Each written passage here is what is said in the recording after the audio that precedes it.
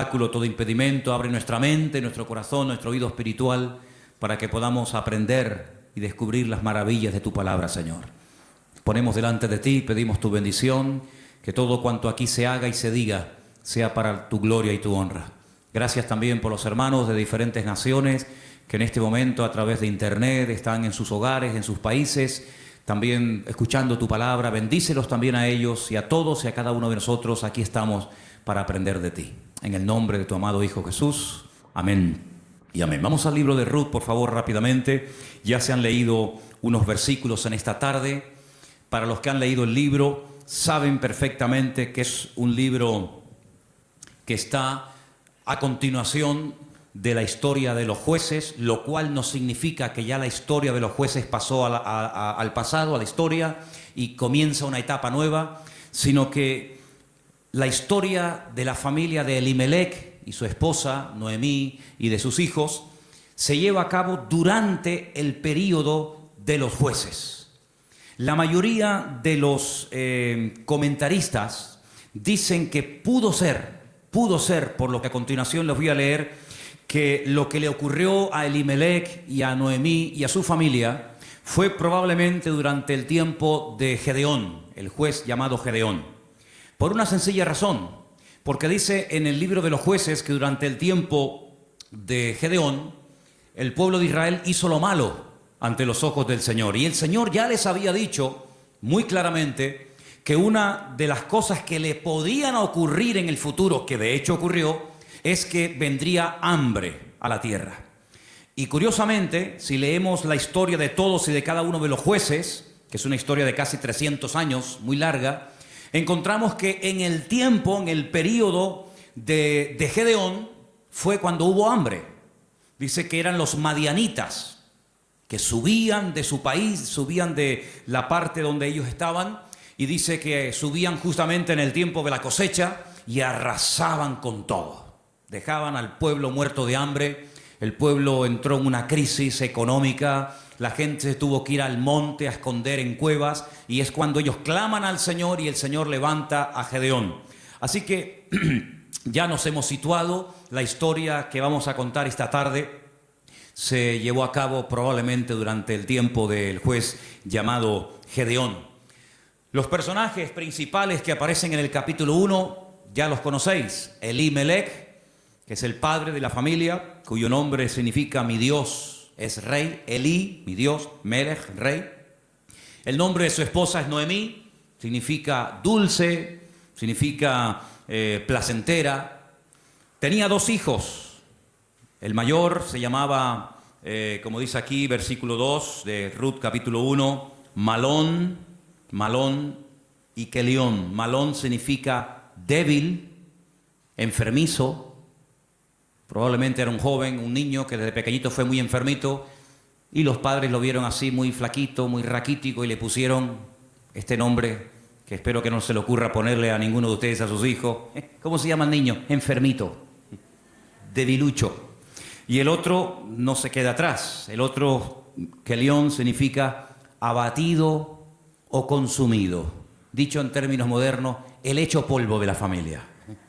¿Qué familia? Bueno, ellos viven en una pequeña población llamada Bet-Lehem, cuyo nombre significa la casa del pan, en la provincia de Judea, el mismo pueblo donde tiempo más tarde nacería el rey David y donde mucho tiempo después nacería nada más y nada menos que el Mesías, el Señor Jesucristo.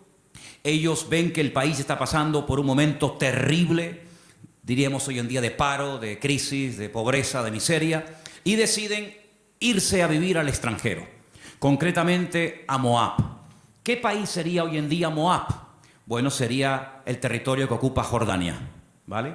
Hay muchos lugares desde Israel, estando uno viajando por la carretera de Israel, que lo que separa a Jordania de Israel es simplemente la frontera natural del río Jordán y la frontera natural del Mar Muerto. Si tú estás en Israel y ves perfectamente Jordania enfrente de ti. Bueno, pues a ese país llamado Moab, en aquel momento, es donde Elimelech dice, bueno, vámonos de aquí porque aquí nos vamos a morir de hambre, no hay trabajo, no, hay hambre, hay escasez, y se van a vivir a Moab.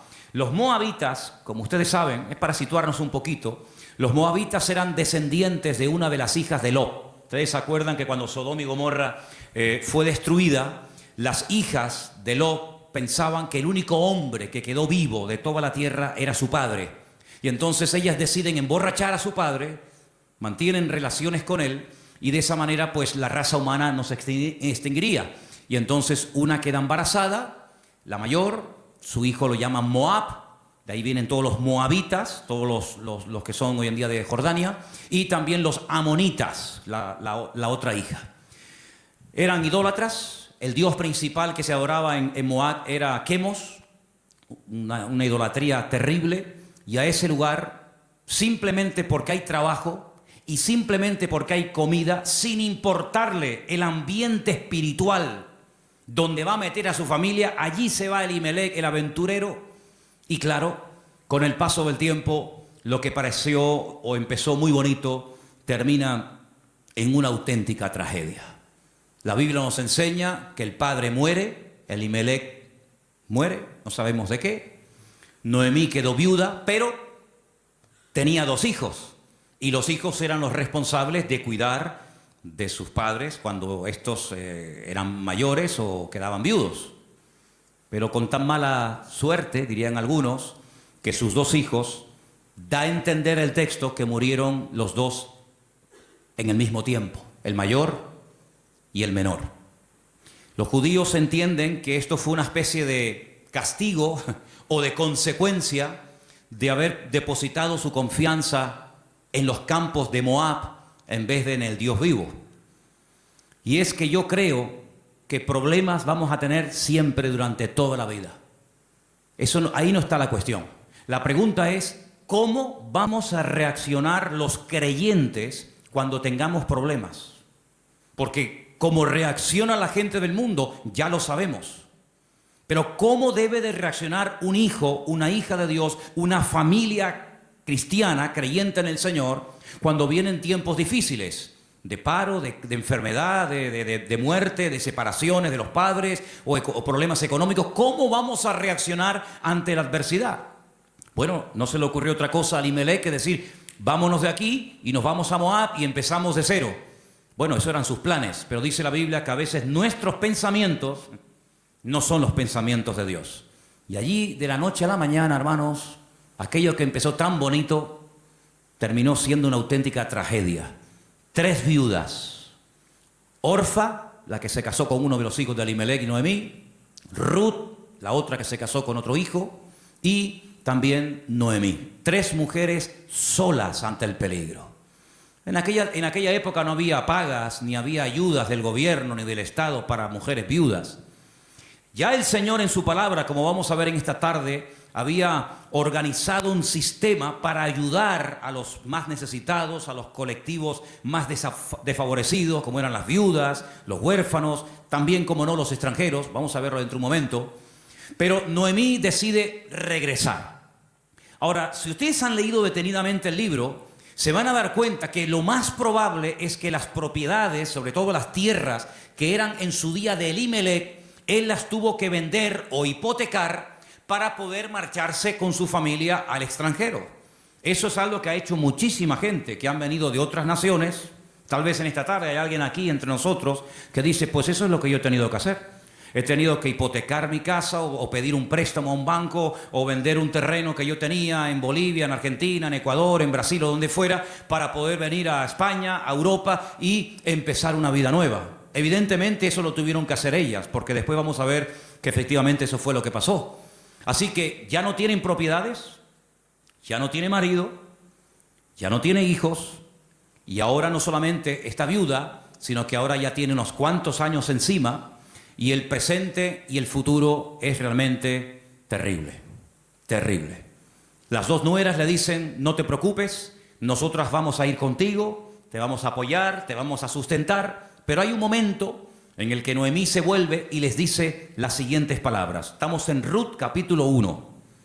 Noemí le dice en el versículo 8 a sus 2 nueras, andad, volveos cada uno a la casa de su madre, que el Señor haga con vosotros misericordia, como la habéis hecho con los muertos, sí, con vuestros maridos y conmigo. Que el Señor os conceda hallar descanso, cada uno en la casa de su marido, Luego las besó y ellas alzaron la voz y lloraron. Realmente la tristeza, el desánimo, la depresión, la angustia, el miedo se había apoderado de estas tres pobres mujeres. Y ellas le dijeron, versículo 10, ciertamente nosotras, fijaros tan plural, nosotras iremos contigo a tu pueblo. Verso 11, Noemí les respondió y les dijo, volveos, hijas mías, ¿para qué habéis de ir conmigo? ¿Tengo yo más hijos en el vientre que puedan ser vuestros maridos?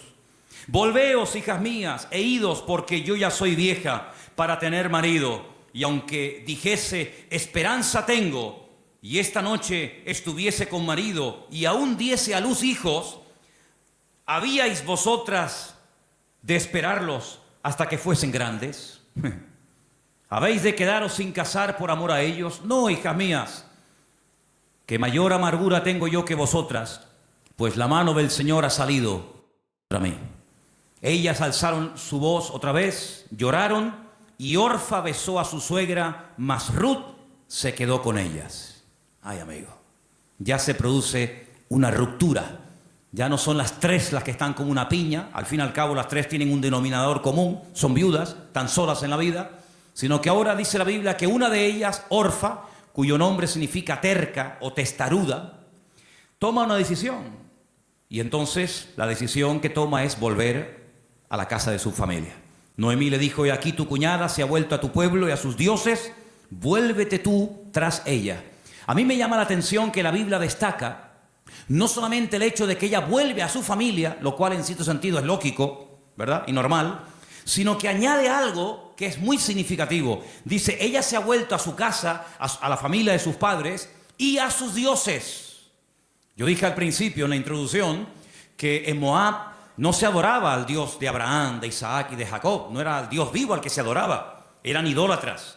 Adoraban como Dios principal a Quemos, seguramente a otros más, a Baal, a Astarot y sabe Dios a quién más. Por lo tanto, cuando ella se va a la casa de su familia, vuelve otra vez a practicar y adorar los dioses que probablemente, no tenemos 100% de seguridad para asegurar esto, ella había dejado de adorar durante el tiempo que estuvo casada con uno de los hijos de Noemí. Ella vuelve otra vez atrás y vuelve otra vez, permítame la expresión, es una expresión bíblica, vuelve otra vez al vómito.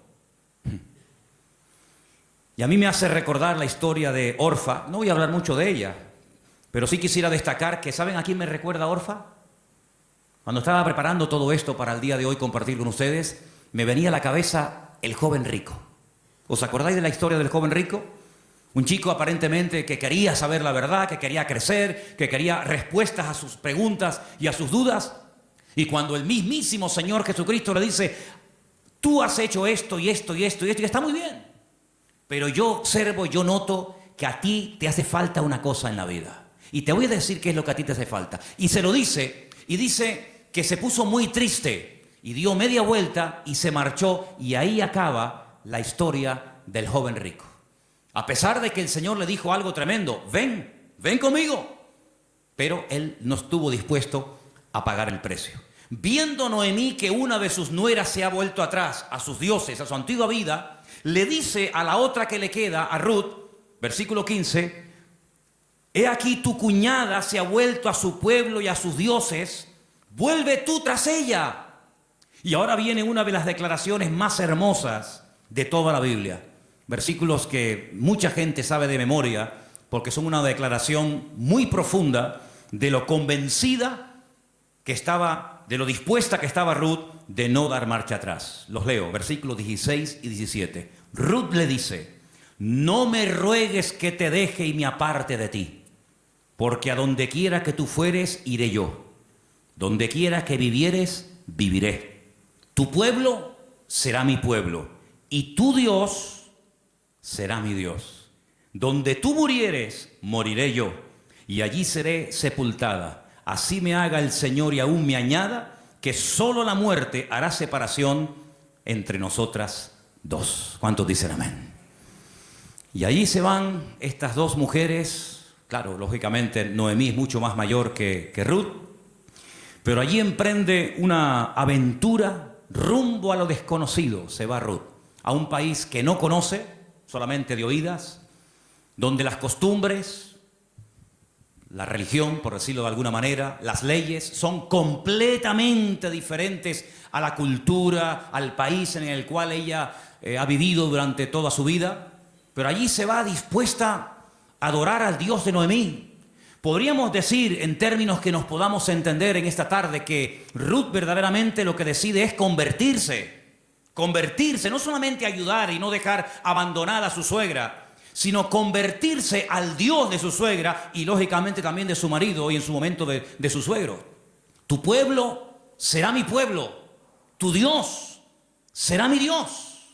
El Dios monoteísta, el Dios que no acepta que se adore a otros dioses aparte de Él, sino que, como dice en su palabra, al Señor tu Dios adorarás y a Él solo servirás. ¿Cuántos dicen amén? Allí se va Ruth rumbo a lo desconocido.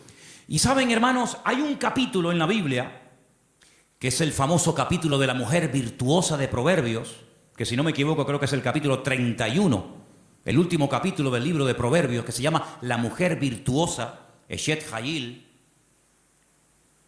Y Ruth es la única mujer en todo el Antiguo Testamento que recibe el título de Eshet Hayil, que significa mujer virtuosa. Es decir, que cuando leas el capítulo 31 de Proverbios y que te habla de la mujer virtuosa, tú dices, bueno, ¿y quién es una mujer virtuosa? ¿A quién puedo ver como punto de referencia en la historia de la Biblia para saber a lo que se refiere el Señor? Ahí la encuentras en el libro de Ruth. Una mujer sacrificada, trabajadora, fiel, que es capaz de renunciar a todo a cambio de nada, aparentemente. Una mujer que incluso está dispuesta a morir en tierra ajena. Y fíjate que me llamó la atención que José, que estaba muriendo fuera de su tierra, estaba muriendo en Egipto, antes de morir dice que él dio orden de que, como él sabía y anticipa proféticamente la liberación de la esclavitud de Egipto, él da orden para que sus huesos se los lleven con ellos cuando salgan milagrosamente de Egipto. Y dice la Biblia que lo hicieron así. Y durante 40 años, hermanos, los israelitas estuvieron dando vueltas y vueltas en el desierto, cargando los huesos de José hasta que llegan a Canaán y logran darle una digna sepultura. Sin embargo, Ruth no dice, cuando yo muera, por favor, lleven mi cuerpo, lleven mis huesos a Moab, sino que ella dice, donde a ti te entierren, que me entierren a mí ahí también al lado tuyo. Sí, una mujer decidida, una mujer comprometida, en otras palabras, una mujer con las ideas claras. ¿Cuántos dicen amén? ¿Cómo vamos a reaccionar frente a la adversidad? Porque si huyeron de Israel, de Betlehem, huyeron a Moab para buscar una mejor vida, ahora la tortilla se ha dado la vuelta. Ahora cuando regresan, ya sin marido y sin hijo, y con unos cuantos años encima, sola, viuda, y sin recursos, hipotecada hasta las cejas, y con otra nuera que la acompaña, pues no piensen ustedes que el retorno fue mejor que la ida. Es más, dice la Biblia que cuando las vieron entrar por el pueblo de Betlehem, toda la ciudad se echó a la calle diciendo, madre mía. Podríamos utilizar el refrán popular nuestro que dice, ¿quién te ha visto y quién te ve? La mujer salió, o las mujeres salían al encuentro a saludarla y le decían, Noemí, Noemí, tantos años sin saber de ti. Vienes sin marido, vienes sin hijo, vienes enferma, golpeada, herida por la vida. Y ella decía, no, por favor, no me llaméis nunca más, no me llaméis más Noemí, porque yo no tengo placer, no tengo contentamiento, ya no me alegra, ya no me llena nada en la vida. Por favor, llamadme Mará, Mará, que significa mujer amargada o afligida. ¿Qué te parece? Y ahora uno dice, bueno, ¿y ahora qué? ¿Ahora qué? ¿A qué se van a dedicar estas mujeres? Ahora sí quiero que vayamos al libro de Levítico, donde hay unos versículos que pocas veces se leen, pero vamos a ver que son muy interesantes, porque en ese pasaje de Levítico, capítulo 19, del 9 al 10, no sé si ustedes lo tenían buscado, ¿no? Okay. Capítulo 19 de Levítico, vamos a leer una ley que solamente existía en el pueblo de Israel en aquel tiempo, y es una ley tan extraordinaria, tan increíble, que fue lo que ayudó en cierto sentido a restaurar la vida de Ruth y de Noemí en aquel nuevo país para ella. Levítico capítulo 19, versículos 9 y 10 el Señor dice en su palabra: cuando ciegues la mies de tu tierra, no cegarás hasta el último rincón de ella, ni espigarás tu tierra cegada. No rebuscarás tu viña, ni recogerás el fruto caído de tu viña. Para el pobre y para el extranjero lo dejarás, dice el Señor. ¿Qué es lo que hacía la gente? Cuando iba a coger la cosecha, arrasaban con todo. Y si se caía un racimo de uvas, o se caía una espiga de trigo, o de cebada, o de lo que fuera, daban marcha atrás y lo recogían. Y si alguien se metía en aquel campo después del tiempo de la siega, estaba pelado, no había nada. Sin embargo, el Señor dice: ustedes van a ser diferentes. Esto es una ley donde el Señor muestra su amor y su compasión por el pobre, por el huérfano, por la viuda, por el extranjero, por el que no tiene prácticamente ningún recurso para buscarse la vida, como el caso de Ruth y de Noemí. Ustedes, cuando vayan a cegar, no sean avariciosos, no quieran acapararlo todo. Oye, si se cae una espiga, déjala. Si hay un rinconcito que no quieres, digamos, cosecharlo, meter la hoz, déjalo ahí en un rinconcito, para que cuando ustedes terminen, pues puedan entrar los que no tienen tierra, los que no tienen trabajo, las viudas, los extranjeros, los pobres, los huérfanos, y puedan de alguna manera conseguir algo para llevarse a la boca. Y eso es lo que utiliza Ruth. Como ella sabe, evidentemente por los labios y por la influencia buena de Noemí sobre ella, le dice: vete a espigar, vete hoy a buscar la vida. Noemí, ¿a dónde va a ir la pobre? Si la pobre ya está vieja, está enferma, está cansada, está desanimada. Pero allí se va Ruth. Y si ustedes han leído el libro, dice que se va antes de la salida del sol, y cuando llega la noche aún está espigando en el campo. Es increíble. Ella podía haber recogido menos, pero ella está recogiendo para ella y también para su suegra Noemí. Y hay un momento en el que la invitan a comer. El dueño del terreno, un tal Booz, del cual hablaremos ahora, dice ¿esta mujer quién es? Dice: esta es la nuera de Noemí, lleva todo el día trabajando. Dice: denle de beber agua. Y cuando llega la hora del almuerzo, cuando llega la hora de la comida, la Biblia dice que la invitan a comer. Y ella dice que comió hasta saciarse, pero hay un momento en el que le sobra comida, y en vez de tirarla a la basura, como la mayoría de la gente hace cuando le sobra comida, dice que ella la guarda. Y cuando llega la noche a la casa de Noemí, dice que le enseña un efa. Un efa son 35 kilos, en este caso de cebada. Y dice: mira, esto es lo que yo hoy he espigado, después lo he tenido que desgranar para hacer la harina. Y no solamente eso, sino que te traigo la comida que me sobró al mediodía, te la traigo para que tú comas.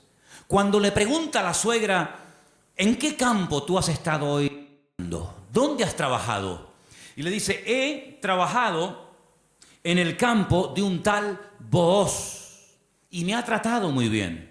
Le ha dado orden a sus criados, a los jornaleros, de que no se metan conmigo, de que no se rían de mí, de que me traten bien, de que no me hagan pasar vergüenza.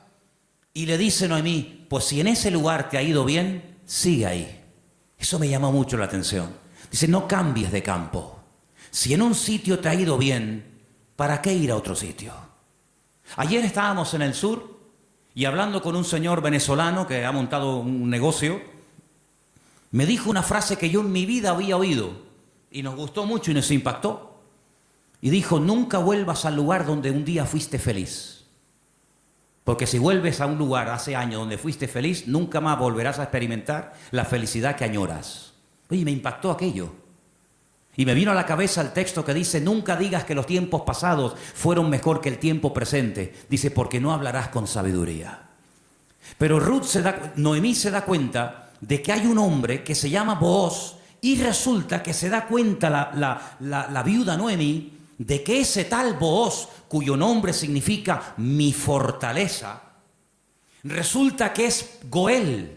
Ahora hablaremos de esta palabra, que es una palabra de vital importancia en la Biblia. Aprendan de esa palabra. Viene del verbo Gaal. El verbo Gaal en hebreo significa libertar. Goel es la palabra que se traduce al castellano por la palabra redentor. Ahora vamos a ver lo importante que era la figura del Goel, porque en cierto sentido vamos a ver que Booz es un tipo de Cristo. Fíjense qué importancia tiene esto. Resulta que había una ley, que vamos a leerla, hemos leído la ley de la siembra, de dejar trozos para los pobres, para las viudas, pero en Deuteronomio capítulo 25 hay una ley muy interesante que yo no sé si la tuviéramos que poner en práctica nosotros hoy en día, si estaríamos dispuestos a cumplir con esto. Yo no sé, pero es muy interesante, no sé si alguna vez la has escuchado. Dice así, Deuteronomio capítulo 25, del versículo 5 en adelante. Dice así la palabra, escucha. Cuando hermanos, varones, habitaren juntos y muriere uno de ellos, como el caso de Malón y Kelión, que eran hermanos que vivían juntos, si muere uno de ellos y no tuviere hijos, la mujer del muerto no se casará con hombre extraño. Su cuñado se llegará a ella y la tomará por mujer y hará con ella parentesco. Y el primogénito que ella diere a luz sucederá en el nombre de su hermano muerto, para que el nombre de éste no sea borrado de Israel. ¿Entendéis, no? Si el hombre no quisiere tomar a su cuñada, irá entonces su cuñada a la puerta, a los ancianos, y dirá: mi cuñado no quiere suscitar nombre en Israel a su hermano, y no quiere emparentar conmigo. Entonces los ancianos de aquella ciudad lo harán venir, hablarán con él, y si él se levantare y dijere: no quiero tomarla, se acercará entonces su cuñada delante de los ancianos, le quitará el calzado del pie, le escupirá en el rostro y le hablará y le dirá: así será hecho al varón que no quiere edificar casa a su hermano, y se le dará este nombre en Israel, la casa del descalzado. Qué ley tan extraña, ¿no? Dos hermanos y uno de ellos muere sin haber tenido hijos, y para que no se olvide o para que no se quede su nombre borrado en la historia, el hermano vivo, que es el Goel, el Redentor, tenía que casarse con la viuda, y el primer hijo que naciera de esa relación es como si fuera hijo del hermano difunto, para que de esa manera se perpetuara su nombre y para que de esa manera las herencias y las tierras no se diluyeran en el espacio y en el tiempo. Y esto es lo que le ocurre a Ruth. Ruth resulta que se casó con un judío, con un hombre de Belén de Judea, pero ella no tuvo hijos con él. Su hermano, es decir, su cuñado, también murió. Por lo tanto, no hay posibilidad de redimirla. Pero cuando llegan a Israel, la familia de Elimelech, la familia de su marido, pues siguen viviendo allí. Y hay un pariente cercano al cual Booz le dice: oye, a ti te corresponde el derecho de casarte con Ruth. A ti te corresponde el derecho de pagar todas las deudas de Ruth. A ti te corresponde recuperar el patrimonio y las tierras que en su tiempo tuvieron que venderse para que esta familia tuviera que irse al extranjero. Es decir, te haces cargo de la tierra, te haces cargo de las deudas y te haces cargo de la viuda. Y este dice: de eso nada. De eso nada. Pagar yo deudas que no son mías y casarme yo con una mujer que a mí ni me va ni me viene. Y Booz dice: muy bien, vamos a ir delante de 10 ancianos, vamos a ir delante de un minyan, delante de 10 hombres judíos, y tú vas a decir eso delante de ellos, que no quieres redimir a Ruth, que no quieres hacerte cargo de sus deudas, de sus hipotecas y de la viuda, y lo vas a decir delante de testigos. Y lo dice. Y entonces es cuando entra en escena Booz y le dice a Ruth: hija, tú no te preocupes. Ahora, la diferencia de edad de Ruth y de Booz tenía que ser inmensa. Algunos comentaristas dicen que ese pariente que rehusó casarse con Ruth probablemente era un hermano de su suegro, de Elimelech.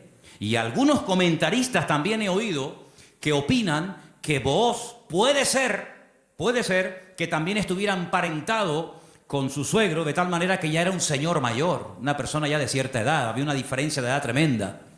Pero él asume la responsabilidad, no solamente de casarse con la viuda, sino de pagar la hipoteca y las deudas que la familia dejó y que hay que volver a recuperar las tierras. Lógicamente todo eso costaba dinero. Solamente había dos posibilidades de que en Israel una persona que se desprendiera de patrimonio pudiera volver a recuperarlo. Solamente había dos formas. Una, que llegara el año de jubileo. ¿El año de jubileo qué era? Era una celebración, una fiesta que se llevaba a cabo cada 50 años. A los 50 años las deudas quedaban anuladas. De ahí viene una parte del famoso Padre Nuestro. Padre Nuestro, perdona nuestras deudas como nosotros también perdonamos a nuestros deudores. Está inspirado un poco en el año de jubileo. Los que eran esclavos se les daba la libertad. Si alguno no quisiera, había todo un proceso para poder volver a retenerlo. Y si alguien había tenido que vender por cuestiones económicas, por necesidad, una propiedad, un terreno, cuando llegaba el año de jubileo, repito, cada 50 años, bueno, todo volvía otra vez a sus dueños originales.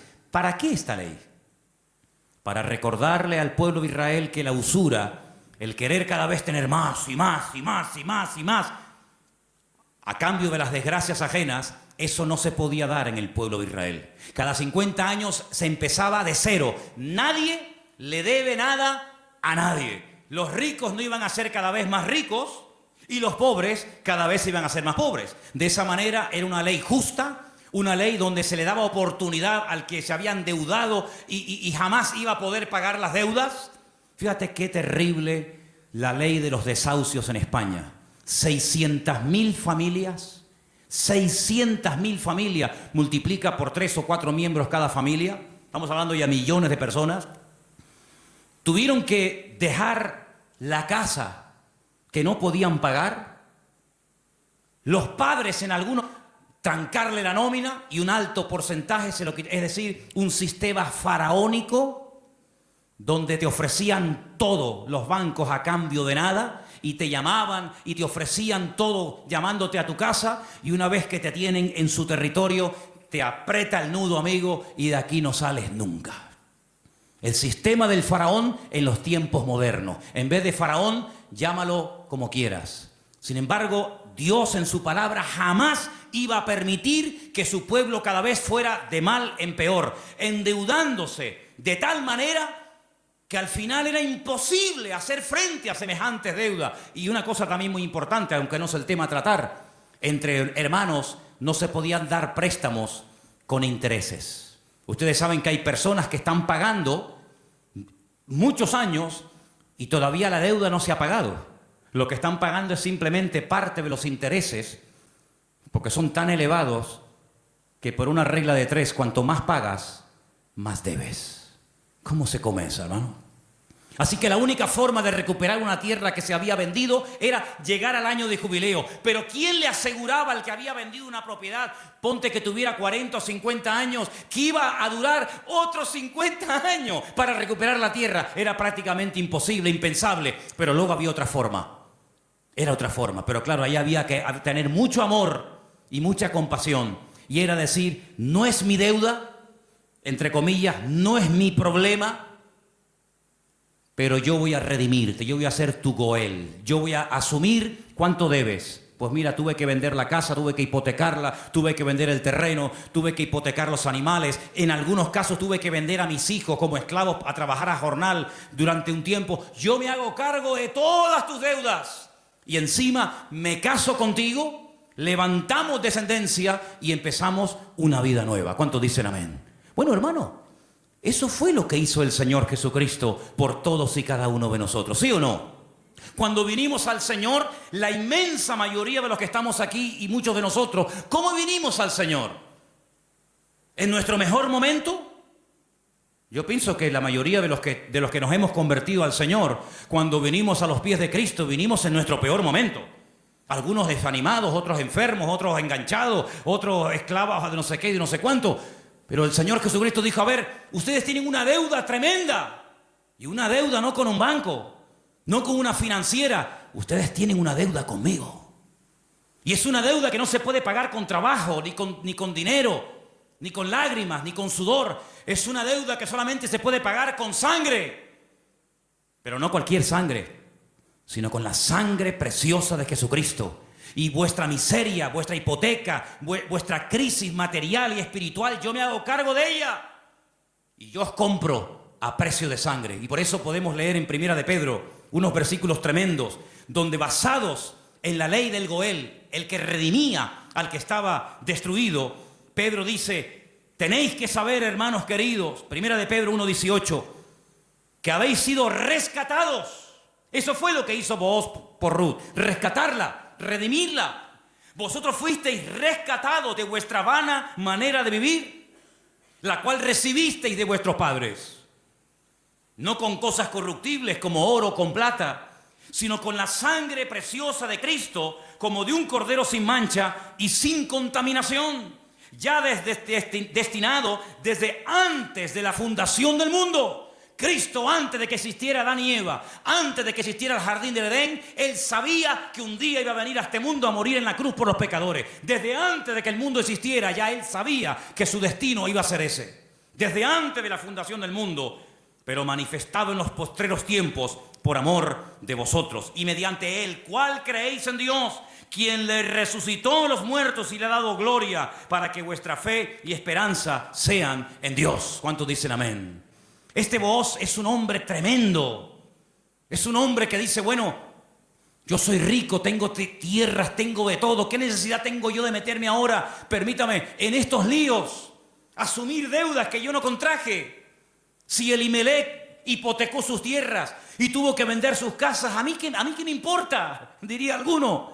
Y si tuvo que irse al extranjero a buscarse la vida, y si allí murió él y sus hijos, y ahora hay una serie de mujeres que están las pobrecitas sin nada en la vida, ¿yo qué tengo que ver con todo esto? Pero Booz no es un hombre frío, insensible. Booz es un hijo de Dios, y los hijos de Dios tenemos corazón, no solamente cabeza. ¿Cuántos dicen amén?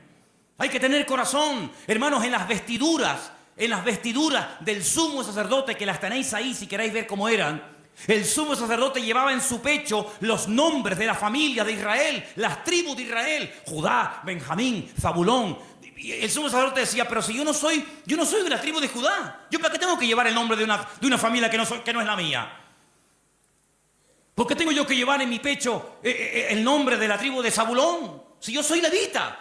Pero es que el Señor le enseñó al pueblo de Israel a través del sumo sacerdote que para servir a Dios y para creer en el Señor y hacer su voluntad, uno tiene que tener corazón. ¿Cuántos dicen amén? Hay tanta insensibilidad, hermano, incluso en el pueblo de Dios. Sí, dicen que España es un país muy solidario, el país de más donaciones de órganos del mundo. Sí, está muy bonito. Pero hermanos, el mundo no nos tiene que dar ejemplos a nosotros, ni lecciones de solidaridad y de amor, sino que somos nosotros los que deberíamos ser la gente más solidaria y los que más apoyamos al necesitado del mundo, porque para eso el Señor nos ha puesto en esta tierra. Y Booz dijo, no, yo no me voy a limpiar las manos como tú que te has limpiado las manos, porque los que habéis leído el libro, os habéis dado cuenta que cuando al pariente cercano le dicen, oye, que hay unas tierras que son preciosas, están abandonadas, porque Elimelech se tuvo que ir al extranjero, pero son unas tierras hermosas. Este dijo, uy, estas son para mí, porque ahora junto las mías con las de Elimelech, y cuando yo me muera, mis hijos tendrán más herencia. Y tiene unos campos, y tiene unos olivares, y tiene, pero vos le dices, pero espérate un momento. No solamente hay que recuperar tierras y propiedades, sino que aquí hay algo muy importante, y es que aquí hay una vida. Aquí no solamente hablamos de cosas, aquí hablamos de seres humanos. Qué interesante que Faraón decía, llévense las bestias, llévense los animales, pero déjenme las mujeres y los niños aquí. Qué curioso, ¿no? Interesante, ¿no? Y Booz dijo, no, si tú no quieres hacerte cargo de esta situación y no quieres coger todo el paquete, sino lo que te interesa, y renuncias, entonces yo hago acto de presencia. Y ahí entra Booz en escena, y dice la Biblia que se casan y desde el momento en el que Ruth entra en contacto con Booz, su vida cambió radicalmente. Pero yo pregunto, ¿y este hombre tan bueno, tan solidario, con un corazón de oro, que sin comérselo ni bebérselo, se encuentra de la noche a la mañana teniendo que asumir una responsabilidad tremenda de atender a una viuda, con lo que eso conlleva, de atender también a una suegra, que no era la suya, pero que viene en el paquete también incluida, de tierras, de hipoteca? Este pedazo de hombre, ¿de dónde salió? Algunas hermanas solteras que están orando para tener un compañero, un varón en la vida, dice, pero Señor, súpleme un Booz. ¿Dónde están esos hombres? Bueno, yo no sé dónde están, pero yo te digo una cosa, yo sé de dónde salió este. ¿Sabes de quién es hijo Booz? ¿Tú te acuerdas cuando un día el general Josué le dice a dos de sus soldados, vamos a entrar a Canaán, cosa que Moisés no logró hacer? A nosotros nos corresponde ahora entrar y tomar posesión de la tierra. Pero antes de entrar, vamos a hacer algo. Voy a mandar a 2 espías, no exploradores como los que mandó Moisés, que fueron unos inútiles, sino 2 espías, 2 hombres que entren secretamente y cuando vengan nos digan qué estrategia tenemos que emplear para atacar este pedazo de ciudad con doble muro, cerrada, imposible de conquistar. Y ahí se van estos 2 hombres. Y van y se quedan en una casa de prostitución. Y algunos dirán, ¿y cómo 2 hombres del pueblo de Israel se van a semejante lugar? Bueno, no es que fueron a pecar, sino que era el lugar donde 2 extranjeros pasarían desapercibidos perfectamente, porque por allí entraban y salían muchos. Y allí contactaron con la dueña de aquel negocio, por llamarlo de alguna manera, y la dueña una noche en una habitación les dice, yo sé quiénes son ustedes, yo sé de qué país sois, yo sé que vosotros sois israelitas, y yo he oído lo que vuestro Dios ha hecho por vosotros. Yo he oído que ustedes salieron de un país llamado Egipto, y cuando llegaron a la frontera natural del Mar Rojo, que no podían avanzar y el faraón venía detrás, ustedes clamaron al Señor y el Señor les abrió el Mar Rojo y ustedes pasaron por en medio de él. Y cuando el faraón intentó meterse, el Señor cerró las aguas y murieron los ejércitos del faraón. Y ustedes entraron por el desierto. Y hemos oído lo que el Señor ha hecho por vosotros. Y por eso la ciudad está muerta de miedo y ha desfallecido nuestro corazón. Yo suplico, yo ruego por amor de vuestro Dios, que cuando entréis y toméis posesión de la tierra, porque sabemos, y dice así, sabemos que Jericó va a ser tomada y conquistada por vosotros, que tengáis misericordia de mí y de mi familia. Y estos hombres se quedan sorprendidos porque esta mujer está contando las noticias de hace 40 años. ¿Tú te acuerdas de lo que leíste en el periódico hace 40 años? Bueno, algunos dirán, pero si yo no tengo más que 25. ¿Pero alguien se acuerda aquí de lo que leyó en un periódico hace 40 años? Ella lo tenía fresco en su mente. Vienen a por nosotros, nuestros días están contados. Esta tierra no nos pertenece. Vienen los hijos de Dios. Viene el Dios de Abraham, de Isaac y de Jacob. Tengo que tomar medidas preventivas. Tengo que salvar mi vida y la de mi familia. Y los espías le dicen, vamos a hacer algo. Si tú no te chivas, si tú no dices que hemos estado aquí, si tú no vas ahora con el cuento al capitán de la guardia o al rey de Jericó, sino que tú mantienes el secreto, y el día que nosotros entremos en la ciudad, tú estás dentro de la casa con toda la familia que quiere ser salva, nosotros te protegeremos a ti y a toda tu familia.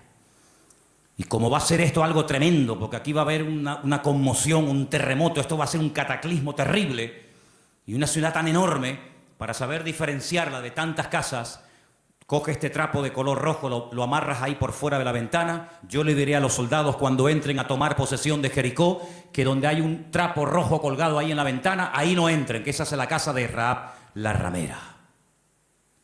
Y dice la Biblia que ella vivía entre un trozo del muro y el otro, entre muro y muro. Toda la ciudad cayó. No cayeron los muros de Jericó, hermano, ¿sí o no? Cayeron los muros de Jericó, pero la casa de Rahab no cayó. Pero no estaba en el muro. Pero el que confía en el Señor verá cómo caen a su lado 1000 y 10.000 a su... Mas a ti no llegará, dice la Biblia. Toda la ciudad cayó, hermano, como añicos. pero la casa de Rahab se quedó ahí. Y ella se va a vivir con su familia al pueblo de Israel y se casa, dice la tradición, con uno de aquellos espías que se llamaba Salmón. No es que se casó con un pescado, se casó con un señor que se llamaba Salmón. Y queda embarazada. Y cuando da a luz, nace nada más y nada menos que un hijo que le pusieron Booz. Ay, amigo, así que Booz era el hijo de Rahab, la de Jericó. Sí, amigo. ¿Qué te parece? ¿Cómo una persona puede cambiar la vida cuando pone su mirada y su confianza en las manos del Señor? De ser una mujer como era en Jericó, a lo que llegó a ser cuando lees el árbol genealógico, los antepasados de Cristo, en Mateo capítulo 1, te encuentras que en el árbol genealógico de nuestro Señor Jesucristo aparece nada más y nada menos que Rahab, aquella mujer salvada milagrosamente de la destrucción de la ciudad de Jericó.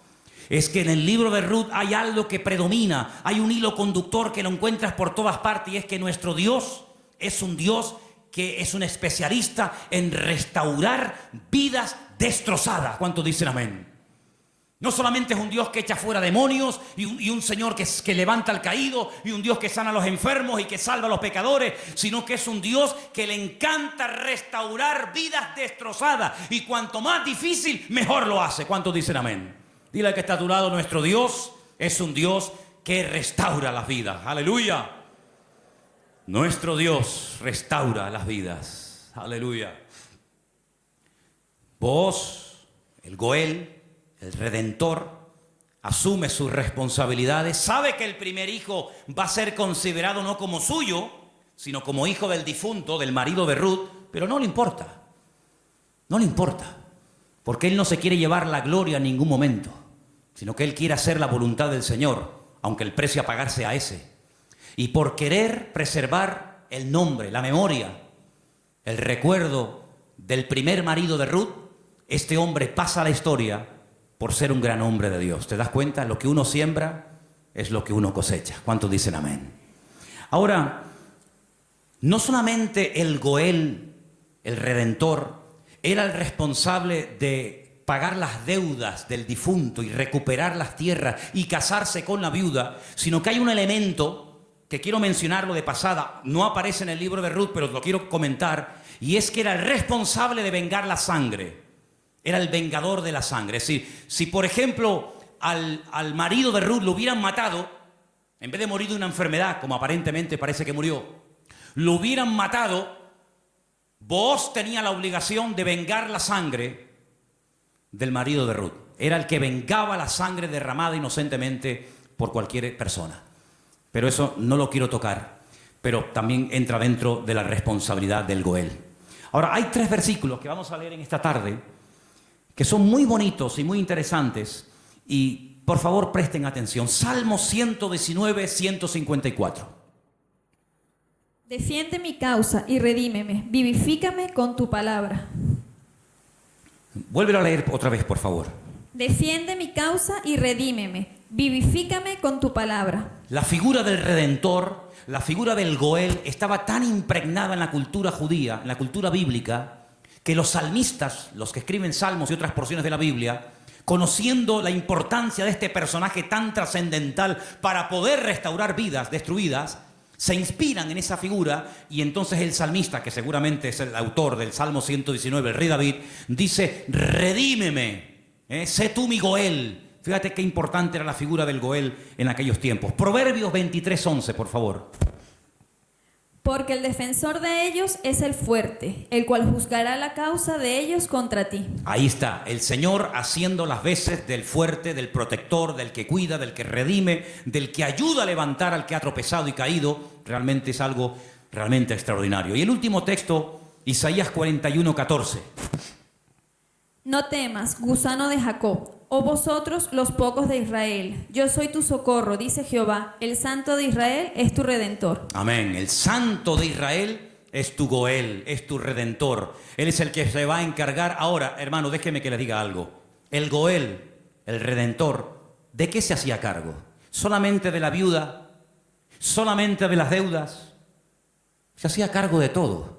El primero renunció porque quería parte de la tierra, pero no quería asumir la responsabilidad de casarse con la viuda. Booz dice, no, todo o nada.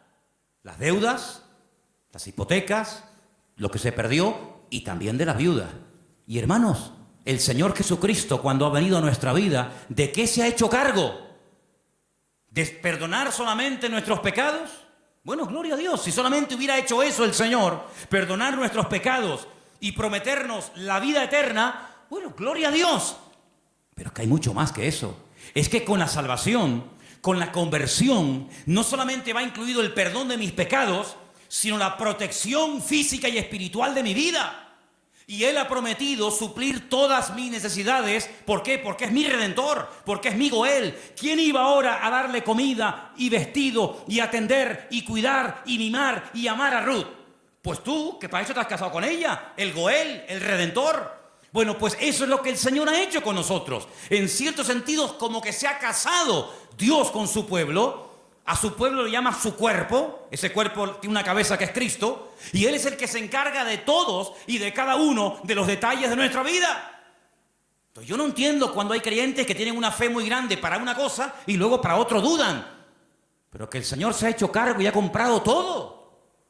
Tus deudas, tus enfermedades, tus desánimos, tus miedos, tus angustias, tus complejos, tu pecado, todo lo ha comprado el Señor. Y Él va a hacer una obra total y completa en la vida de todos y de cada uno de nosotros. ¿Cuántos dicen amén? Hermanos, en el capítulo 3 del libro de Ruth, en el versículo 1, me llamó la atención leyendo, yo estuve leyendo en hebreo todo el libro y hay palabras que parecen que son muy, muy interesantes. Pero hay una que particularmente me llamó la atención. En el versículo 1 dice, después le dijo su suegra Noemí, hija mía, ¿no te he de buscar hogar para ti, para que te vaya bien? Es decir, Noemí dice, yo voy a hacer todo lo posible para que tú a mi lado tengas algún día tu propio hogar. Y busqué la palabra hogar en hebreo. Y la palabra que aparece en el versículo 1, aquí traducida por hogar, es la palabra manoah. Y cuando yo veo en el texto que pone manoah, le digo a Elena, Elena, ¿no hay un personaje en la Biblia que se llama Manoah? Y me dice, sí. ¿Quién era Manoah? Sí, señor. Muy bien, hermano. Era el padre de Sansón, Manoah. Y digo, voy a buscar lo que significa Manoah. Y resulta de que me encuentro que la palabra hogar, Manoah, se puede traducir por descanso, tranquilidad, reposo, quietud y otros tantos sinónimos. Y me pongo a buscar versículos en la Biblia, solamente vamos a leer 2. Me pongo a buscar versículos en la Biblia donde aparece la palabra Manoah y me quedé sorprendido, porque una de las primeras veces que aparece la palabra Manoah, traducida aquí en el texto castellano-español por la palabra hogar, es en Génesis 8:9, y os vais a quedar sorprendidos porque tiene que ver con un pájaro, tiene que ver con un animal. ¿Lo tenéis? Génesis capítulo 8, versículo 9, y dice así. ¿Lo tienen, chicas? ¿Sí? Vamos. Y no halló la paloma donde sentar la planta de su pie, y volvió a él al arca, porque las aguas estaban aún sobre la faz de la tierra. Entonces él extendió su mano y tomándola, la hizo entrar consigo en el arca. Noé no podía consultar el parte meteorológico, no tenía ordenador dentro del arca, no tenía WhatsApp y decir, oye, por ahí donde tú vives, bueno, es que no podía decir eso porque no había nadie con vida fuera del arca. ¿Y cómo consulto? ¿Cómo me atrevo yo a abrir la puerta del arca y si se me entra el agua adentro? Llevaba 1 año dentro de aquel barco. ¿Salgo o no salgo? Es que antes de salir hay que tomar medidas preventivas.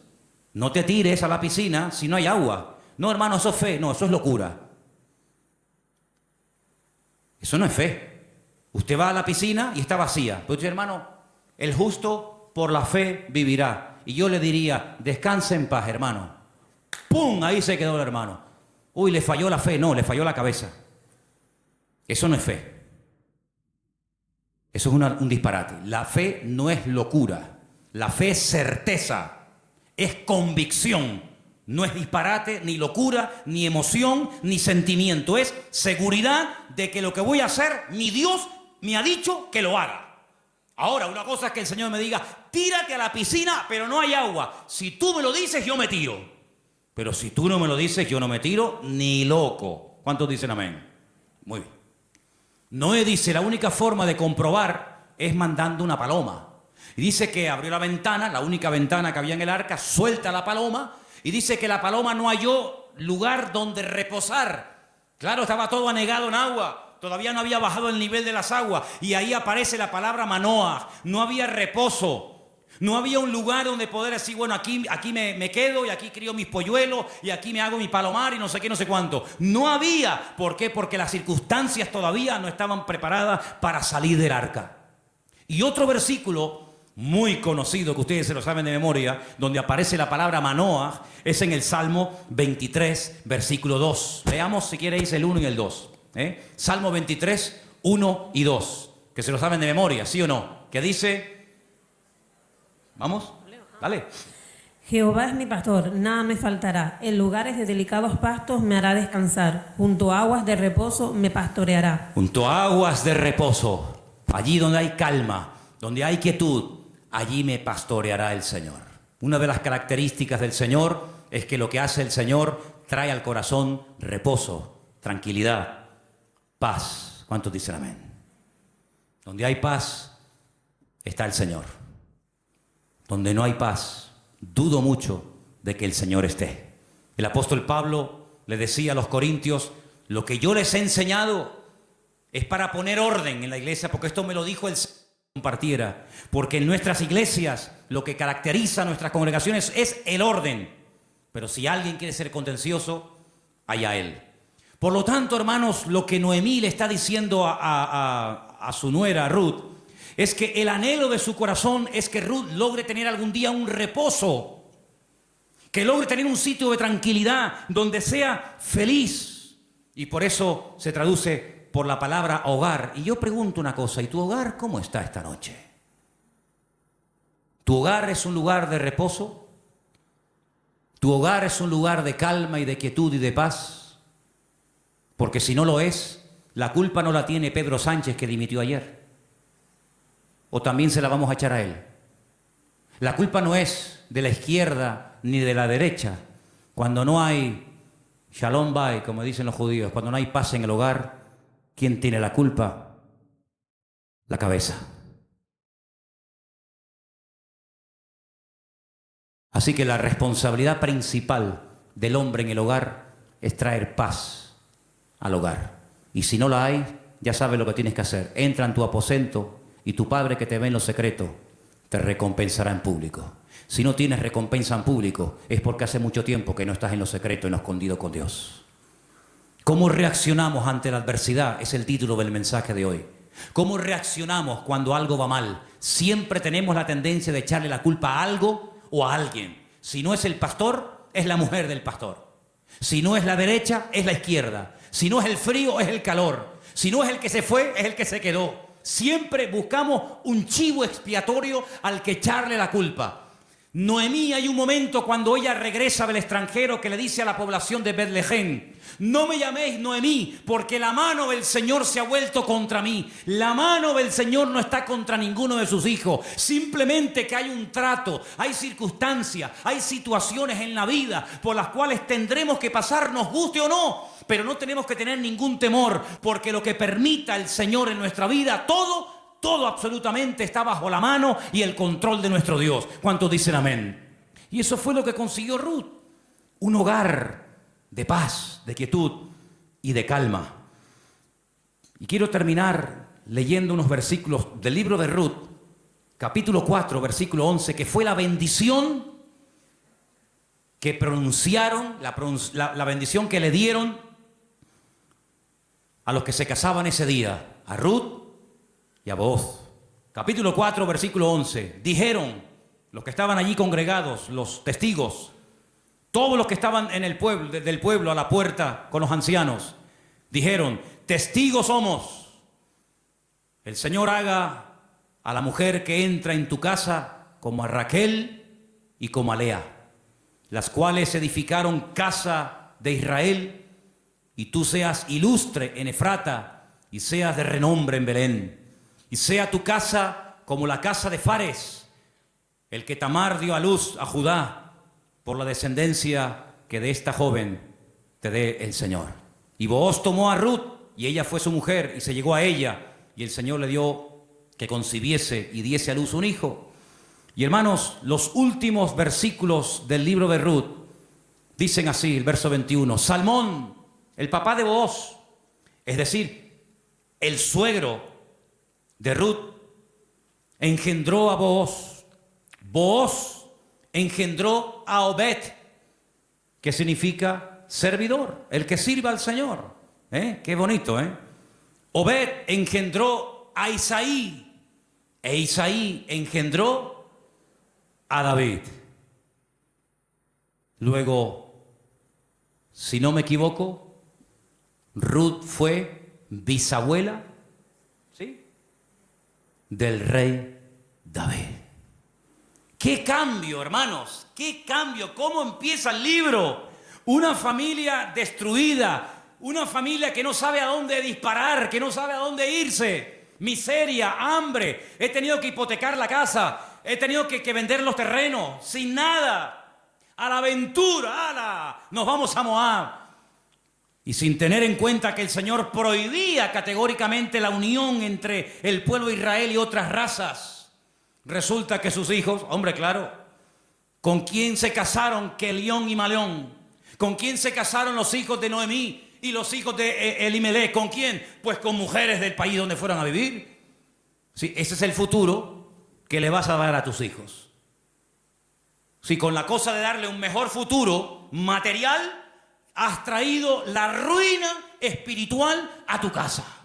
Claro, ya sabemos que Dios toma lo destruido, lo roto, lo que no es, para hacer maravillas.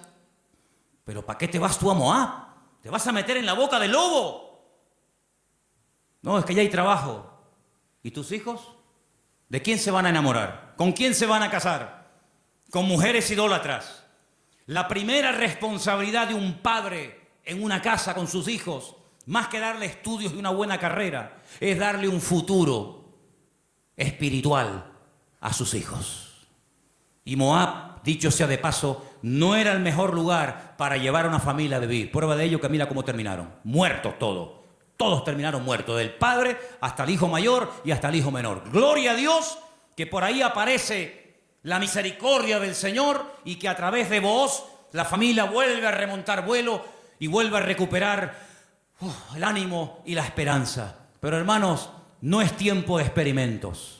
No es tiempo de será por aquí, será por allá, será esto. Vamos a descubrir los principios establecidos por el Señor en su palabra. La vida de un cristiano no es un laboratorio donde hacemos experimentos. Será esta, será aquella, será fulano, será mengano. Vamos a orar seriamente al Señor. Encomienda al Señor tu camino. Confía en Él y Él hará. Aleluya. Y no te impacientes por motivo del que prospera en su camino, porque pronto serán cortados y como la hierba verde se secarán, dice la palabra. En otras palabras, aprendamos a esperar en Dios. Mira, consiguió más, mucho más, en poco tiempo Ruth y Noemí en la tierra donde el Señor estaba, que todos los años que Elimelech se pagó en el extranjero, que no le sirvieron absolutamente para nada. La respuesta no estaba en Moab, la respuesta estaba en Belén, más cerca de ellos de lo que se imaginaban. Yo solamente quiero decirte algo. ¿De dónde viene el Señor Jesucristo? Los antepasados de Cristo, ¿quiénes son? ¿No son Obed? ¿No es Booz? ¿No es Rahab? ¿No es Ruth? ¿No es el rey David? ¿No es la tribu de Judá? ¡Claro que lo es! Luego, fíjate tú cuando una persona hace, como dice la Escritura, las cosas decentemente y con orden, las bendiciones que a corto y a largo plazo pueden llover y caerle a la vida de esa persona. Por lo tanto, hermano, no te precipites. Espera en el Señor, porque el libro de Ruth es muy pequeñito, 4 capítulos, pero es tan grande en lecciones. Y sobre todo, júntate con el que te puede edificar. Pégate como una lapa Ustedes saben lo que es una lapa, ¿verdad? Pégate como una lapa a la persona que te puede bendecir. Le dice, y termino, Noemí a Ruth: no te separes de vos. Esta noche quiero explicar esto porque puede ser que algunos lo leyeron y dijeron, pero ¿qué le estaba proponiendo la suegra? Dice, esta noche vístete bien, úngete, ponte tus mejores vestidos, lávate, averigua dónde está durmiendo vos, en la era, tú vete a la era. Cuando él esté dormido, tú te pones a sus pies. Y uno está diciendo, pero bueno, ¿qué le está proponiendo Noemí? Era la forma de la época de recordarle al Goel, oye, hey, que estoy aquí, por si no te has dado cuenta. Dice que ella se acurruca a los pies de Booz y a medianoche, cuando seguramente Booz toca el cuerpo de Ruth, se asusta y dice, ¿pero tú quién eres? No le pudo encender la luz, era todo oscuro, y dice, yo soy Ruth la Moabita. Te recuerdo que tú eres el Goel, extiéndeme tu manto. Y entonces ahí es donde él se da cuenta de que en la vida no solamente es tener tierras y criados, sino que hay una responsabilidad muy cerca de ti, la cual tienes que asumir. Y entonces, hermanos, cuando Noemí se entera de todo esto, le dice, tú confía porque este hombre no dejará pasar mucho tiempo hasta que arregle este asunto. ¿No lo habéis leído en el libro esta semana? Tú ahora confía, tú ya has hecho tu parte. Claro, tú no puedes ir sucia a la presencia de Booz. Cuando tú vas a presentarte ante la presencia del Señor, tienes que lavarte. Lo que hacía el sumo sacerdote, lavarse afuera en el lavacro, las manos, los pies, el cuerpo, para luego entrar a la presencia del Señor. Tú haces exactamente lo mismo que hacía el sacerdote, pero tú lávate. ¿Por qué? Porque si tú vas oliendo mal y quieres conquistar y quieres llamar la atención a Booz, sí, se la vas a llamar, pero se la vas a llamar mal. Vas a decir, oye Ruth, ¿no te podrías lavar un poquito, por favor?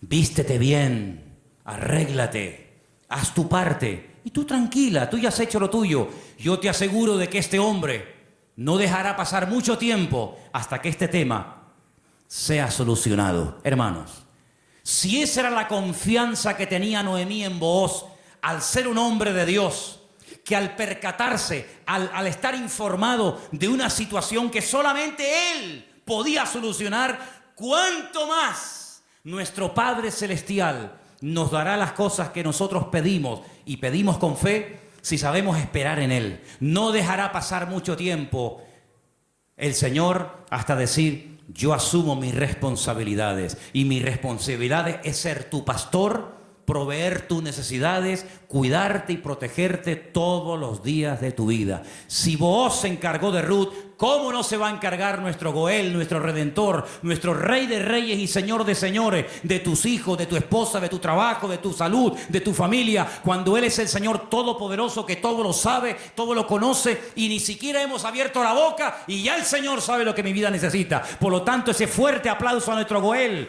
a nuestro Redentor, a Él la gloria. Él cuida de mi vida, aleluya. Fuerte ese aplauso al Señor. Él cuida de nuestra vida, hermanos. Amén. Amén. Amén. Amén. Amén. Amén. Aleluya. Cierra tus ojos, hermano. La paloma volvió por la tarde, después de dar vueltas y vueltas y vueltas y no encontrar un lugar donde poder posarse y descansar.